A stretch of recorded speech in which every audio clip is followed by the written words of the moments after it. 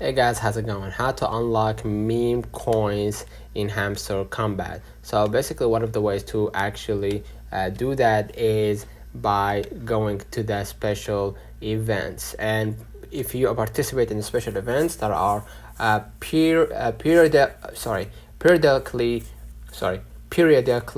hosted in the game, these events often offer meme coins as a rewards for completing a specific challenge or reaching certain milestones. So if you participate in periodically hosted